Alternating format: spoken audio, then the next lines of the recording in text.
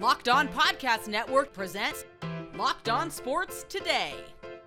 Today's episode is brought to you by FanDuel. Place your first $5 bet and you'll get started with $150 in bonus bets guaranteed. Visit FanDuel.com to get started. I'm Peter Bukowski, starting your day with the can't-miss stories and biggest debates in sports. You're Locked On Sports Today. Searching all major sports. Found. Let's start with the biggest story. A pair of NFC contenders and NFC North hopefuls squared off in a rainy Lambeau Field on Sunday, and the Lions came out with a 24-14 win thanks to a lot of Packers miscues and the Lions just being who the Lions are. They just don't beat themselves. Matt Derry from Locked On Lions joins me now. And Matt, this was not 52 points or 47 points or the billions of points that the Lions had put on teams all season, but they found a different way to win this game. How did they do it?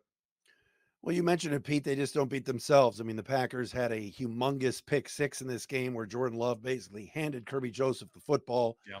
And he scampered 27 yards for a score. Green Bay had double the penalties the Lions had, 10-5.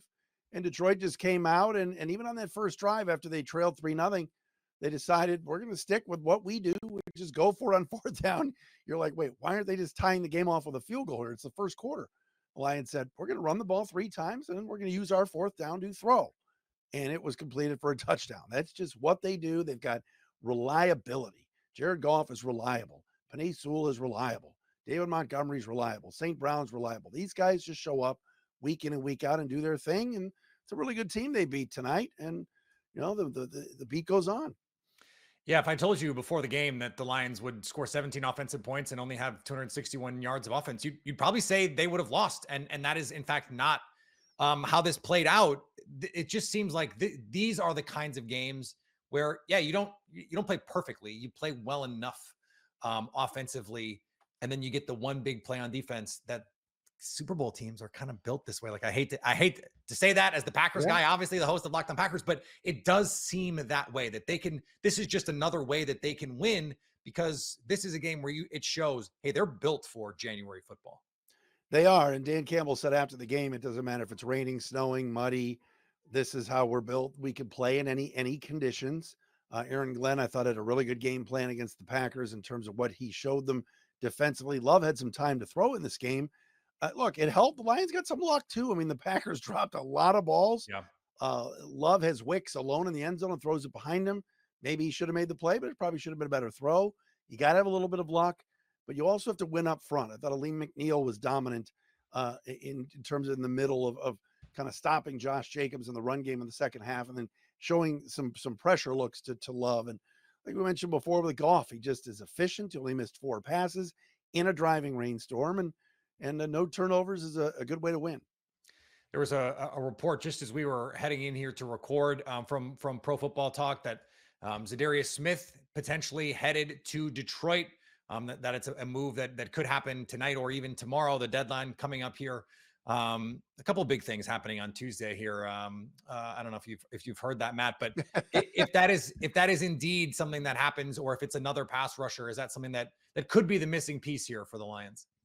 No, not could be, Pete. It is. Zadarius Smith, that deal's got to get done. I know Mike Florio is reporting that they're closing in on it. You know Z Smith better than I do from his days in Green Bay. I know he's going to be very excited to go up against. Yeah, he's a good player. I think he'll be good in this culture. I think the Lions will get a really solid player. I think they actually need to add 2 pass rushers, to be honest. If they can get Smith, I think that'd be great. Brad Holmes doesn't like doling away draft picks because he loves to draft, and he's done a whale of a job in the draft. But yes, this is a must. They must add another edge rusher. Again, Love had time to throw. This is not really the game to sit here and dissect the pass rush because neither team can get a lot of pressure in those conditions. But over the last 3 games without Aiden, they need to find some help coming off the edge. Yeah, and the only thing for Zadarius Smith is he's probably just bummed he missed this game because he would love to play the Packers twice. Yeah. Maybe he'll get his chance. Maybe there's a January game coming here. As you look at this Packers team, though, just from your perspective, obviously I offered my thoughts on Locked On Packers, our post game live, but it seemed to me that they are a team that still is beating themselves too often Did your opinion of them change much, or did they still seem like a team that you think is going to be a problem in the NFC? I told you I like Green Bay. I think they're a good team. There were some things on defense tonight that I really liked that they did, but the Jordan Love 11 interceptions is unacceptable. Too many. That throw, that pick six, and Tom Brady said it. And look, I'm no huge Tom Brady on Fox fan. I think he's got a ways to go, but he was right. There were a couple of throws that you go, just ground it, dirt it, throw it into the fifth row. Unacceptable mistakes because he's too talented and too good of a player and playing through injuries. And you could tell Jacobs wasn't 100% either. They need Myers back and they need Jair back too. But the Lions had their share of guys out as well. And Branch left the game with the ejection and they still found a way to win. But I think the Packers will still be there, but Love can't make those kind of mistakes. Stay up to date all year on the Detroit Lions by subscribing to Locked On Sports Today and Locked On Lions on your favorite podcast app and on YouTube. You can also get your Packers fix by checking out my show, Locked On Packers.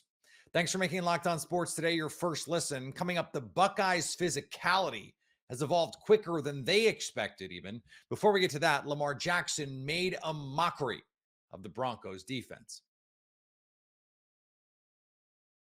Get ready to tackle the NFL action with FanDuel, America's #1 sportsbook, because right now new customers can bet $5 and get $150 in bonus bets if you win. The FanDuel Sportsbook app gives you everything you need to place live bets on the NFL all in one place. So when you get a hunch in the middle of the game, you can check out the latest stats, view live play-by-play, and so much more on the same page where you place your bets. Just visit FanDuel.com to join today. You'll get $150 in bonus bets if you win that first $5 bet.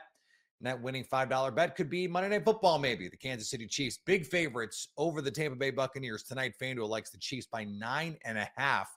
That's FanDuel.com. Never waste a hunch and make every moment more with FanDuel, an official sportsbook partner of the NFL.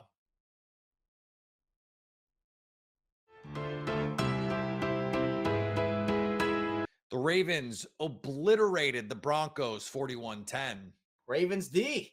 They definitely slapped him up in this game, 100%. We're going to be diving in to that. But let's start with Lamar. All right? Let's start with Lamar first, because I was just blown away by Lamar's performance. There are multiple different stats that we can dive into, but let's just start off with the general box score ones.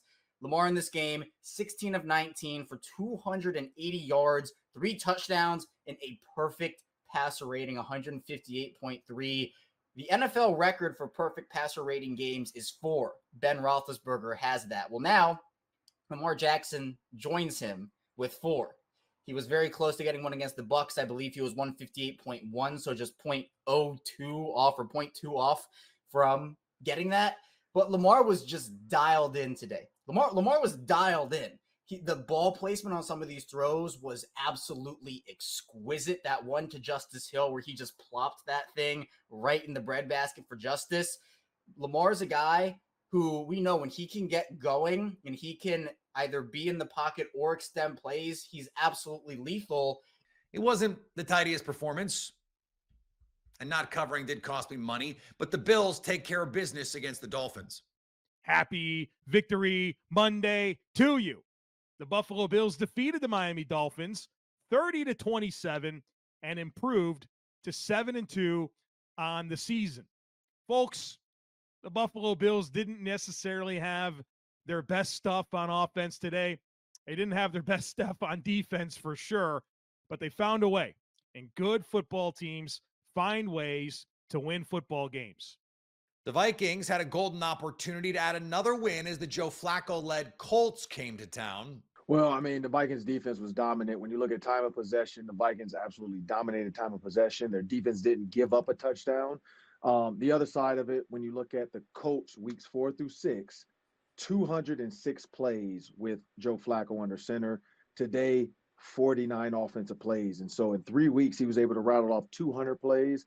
Today, he didn't even get to 50 plays. And so if you do that math, the Vikings held him to probably under 20-ish plays that he's used to getting per game. And so that was just, 18 plays he missed out on per game. Yeah. So it was just a dominant, 3 for 11 on third down. And to hold Jonathan Taylor to under 50 yards rushing, as well as he's been running, that defense as much as we try to say that run defense was good, but XYZ, like they were playing from behind and all this other stuff, so the throwing had to happen. This is a team that was up 7-0 at halftime, and they still couldn't run the ball on this Vikings defense. So I'd say that part of it is for real. And the Falcons, they're always going to make it look interesting, but they ultimately got a win over the Cowboys. It's 3 sacks from Arnold Ebiketie, Grady Jarrett, and Caden Ellis today. 8 quarterback hits today, which basically almost matches their combined total over the last 3 games, which of 9 quarterback hits. So, you look at that per game performance, technically today is like a 400% improvement for the Falcons pass rush from what we've seen over the previous 8 games. And, will that impact their decision to be aggressive at the trade deadline to add to that pass rush? We'll talk about that later in today's episode, but we got to start with Caden Ellis's big day. He was all over the field, looking like the stud that he was last year and a big impact player for that Falcons defense in 2023 and big catalyst for their success. And him playing well, I think, was a big catalyst for the Falcons' success this Sunday, in addition to, the Cowboys shooting themselves in the foot over and over again. Ohio State took down Penn State in Happy Valley on Saturday, but there was a development on defense that should have Buckeyes fans even more excited beyond just beating the Nittany Lions, as Locked On Buckeyes host Jay Stevens points out. Saw Ohio State's defense rise to the occasion, and that's one thing that we've been talking about for a long period of time is the defense. We know what we think the defense should be able to be down the road. We know we think the defense with the players, when they all play their best, what we think they can be. Well, what we got today is a glimpse into that. Even with Tyleik Williams going down late in the game, we got a goal line stand with some guys off the bench, and Hero Canoe and Cade McDonald making big plays, along with Lathan Rance, with Cody Simon, and Caleb Downs as well. Like, everybody got into the mix in the final defensive play of the game for the Buckeyes. But even on offense, being able to grind out, starting on the 1, literally your back's up against the wall, and you grind out on the ground and just move, tick, tick, tick, churn the thing. Keep going and keep going. And this is a great sign. Oh, did I add that Ohio State had a first-time starting left guard this year in its Buckeye career in Carson Hinzman? Yeah, we all knew that Mikulski was probably not going to play. He didn't play. You moved Donovan Jackson from left guard to left tackle. You have a new starter in Carson Hinzman who has barely played this year after starting 12 games at center a year ago. And what does he do? He makes that left side of the offensive line be somewhat of a strength for the Buckeyes down later in the game, where they can run behind them. They're moving guys, they're pushing guys, even getting Donovan Jackson after the game. Late in the fourth quarter on that final offensive drive, where he's kind of hyped up and he's shaking his head like, yeah, as he should as an offensive lineman, because there were issues earlier. There were even issues in the second half, but Ohio State being able to overpower Penn State, that was not something we thought we would see right now. That's a huge step in the right direction. It's a long season. The Buckeyes have a few more games left. They still have a shot to go to Indianapolis to play in the Big Ten championship game. But this is where you got to be. If Ohio State lost this game, their chances of being able to having a chance to play in the Big Ten championship, they're basically out the window. 10-2 for the first time in Ryan Day's career, potentially. Not even saying that, but having 2 regular season losses, that's not where you want to be. You have guys like Will Howard. You have guys like Caleb Downs that transferred in, Seth McLaughlin. What do? They transferred to win. Yeah, you may have a loss here or there, but that doesn't mean you can't win. They also transferred to win on the big stage. It was a record attendance in Beaver Stadium today. Over 111,000 people that were cheering loud. It wasn't the whiteout. They did the whole helmet stripe thing that I saw on Twitter, where it was white all the way around. Then they had the helmet stripe right down the center on both sides of the field at the 50-yard line. Cool. I mean, like, I get what you're trying to do. You could have just had a daytime whiteout. Like, I would have been cool with that. I'm also cool with what we're seeing from Ohio State right now. And Ryan Day and Chip Kelly and Jim Knowles, they're making tweaks. They're adjusting things. And they're making sure that everything Ohio State needs to do in this game to win, they're doing. Now, yeah, you're gonna have a bigger test. I say bigger. Indiana's good. It may be a better team than Penn State when Ohio State meets Indiana down the road. You're gonna have to keep making these kinds of adjustments. You're gonna have Michigan, who's currently playing right now while we're recording. I don't even know if there's a score in the game yet, but I do know this: Michigan has a psychological advantage. I don't think they have a talent advantage. I don't even want to say they have a physicality advantage. There's a psychological advantage. But the way to overcome that psychological advantage is doing things right now like we got today. Will Howard making plays? Yeah, he had a bad throw. We'll talk about that later in the show. A bad throw early on, which resulted in a pick six. But he didn't let that get him down. He didn't let that mess him up. Stay up to date on the Ohio State Buckeyes all year long by subscribing to Locked On Sports Today and Locked On Buckeyes on your favorite podcast app and on YouTube. Coming up, win or not, Nick Sirianni needs to go. Game Time has a new feature called Game Time Picks that makes getting tickets for your favorite live events even easier. Game Time Picks filters out the fluff to show you only incredible deals on great seats so you don't have to waste time searching through thousands of tickets. Curation makes it easier to save more on sports, concerts, comedy, theater, and more near you. You can take the guesswork out of buying tickets with Game Time. Download the Game Time app, create an account, and use code LOCKEDON for $20 off your first purchase. Terms apply. Again, create an account and redeem code LOCKEDON for $20 off. Download Game Time today. What time is it? Game Time.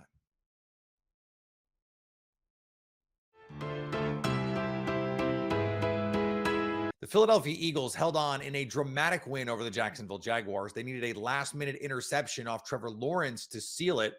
As Locked On Eagles host Gino Camilleri and Louis DiBiase discussed, the win was in spite of Nick Sirianni, and it is time for him to go. Gino, I know the Eagles won this football game, and we're going to get into the positives, but I'm sorry, man. I want a new head coach. We were so right about this. We were so right about this whole thing. The only reason the Eagles almost blew this game was because of one man. Mm-hmm. It was because of Nick Sirianni. I'm sorry. He is the worst in-game decision maker of all time when it comes to making decisions on fourth down, when it comes to field goals, taking points, when to be aggressive in enemy territory. That was the single reason the Jaguars had the ball in Eagles territory, only down 5 with a chance to win it. Saquon Barkley, Devontae Smith, Jalen Hurts, and the entire defense would not let their head coach lose them this game. Hats off to the personnel. But I'm sorry, I'm over the Nick Sirianni experiment. He is holding back a great team from being great, and they're only very good as a result. I first want to say thank goodness for the 53 guys that are in the locker room that played their absolute heart out today, man. The guys on the football field won you this game. Once again, I think they're the main reason that this team is at 6-2 is the performance that these guys have put out each and every week. The NFL doesn't work like other sports leagues. Like the NBA, we saw Adrian Griffin get fired by the Milwaukee Bucks last year when the Bucks had a sparkling record. By record anyway, by the standings, they were playing well, except anyone with 2 eyeballs and a working brain could see the team had deep structural flaws that were directly related to the coaching experience. But the Eagles right now are a half game behind the Washington Commanders in the NFC East. They won. They're winning. This is just not how NFL teams operate, even if it could be in the team's best interest. You've got to be 2-6, not 6-2 in a spot like this to be looking at a coach firing. These come at the end of the year. The teams that win but don't win quite enough, and it's obvious the head coach is at least a big part of the reason. Those moves come at the end of the year. They come after the disappointing playoff exit, not in early November when the team is a near lock to make the postseason, if not win the division. It's just not going to happen. And finally, Oregon is the unanimous #1 team in the AP poll this week. Georgia is #2 after struggling to beat Florida. UGA had a first-place vote a week before. Ohio State earned a 1-spot bump to #3 with its win at Penn State. Miami sits at #4, who they just beat Duke. And #5, Texas, they didn't play. But Miami and Texas seats moved up a spot. Penn State, who had been in the top 5 in the previous 4 polls, slipped to #6. They still have a chance to get into the playoff, though. We'll see how this all shakes out. If you're catching this episode after hearing your favorite Locked On show, make sure to subscribe to Locked On Sports Today on YouTube or wherever you get your podcasts so you never miss an episode. Also, if you're a new subscriber to Locked On Sports Today, we're here for you with the biggest stories in sports every day. Coming up on the next Locked On Sports Today, will the Chiefs remain undefeated? Probably. So at least until tomorrow, stay locked on sports today.